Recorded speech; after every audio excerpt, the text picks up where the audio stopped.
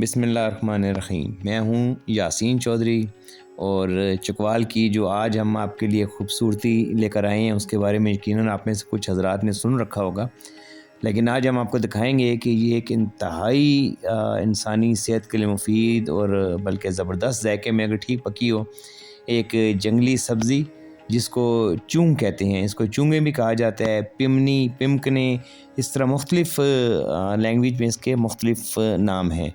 तो ये एक आप इसको इसका जायका करेले से मिलता-जुलता भी कह सकते हैं और अगर इसको आप सब्ज़ी के साथ गोश्त, कीमा, शिमला मिर्च और इस किस्म की चीज़ों के साथ अगर बनाएँ, तो इसका जायका बहुत कमाल का बनता है और इसकी चटनी भी बनाई जा सकती है।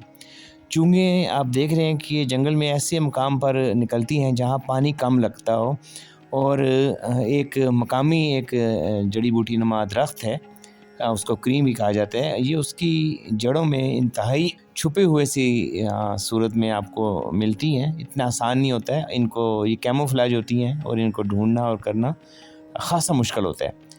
तो तिब में चूँगे जो हैं वो सदियों से मुख्तलिफ़ दवाइयों में इस्तेमाल हो रही हैं। इसमें आम तौर पर तो ज़ुकाम और खांसी, मलेरिया, लेकिन ख़ास तौर पर गुर्दे की पथरी और स्टमक सिस्टम को, उसके अलावा गठिया, डिप्रेशन, शुगर और सोजन के जरकान और आसाबी निज़ाम की बहुत सी चीज़ों में चूँगे बकसरत इस्तेमाल की जाती हैं। हमें सदियों नहीं बल्कि हज़ारों साल से इस सब्ज़ी का इस्तेमाल होता नज़र आता है। तो हमें जहाँ पर ये चुंगे मिली वहाँ से हमने कुछ इसकी जो जड़ें हैं वो रिमूव की और फिर हमने इसको आके डोमेस्टिक सतह पर गमलों में लगाया।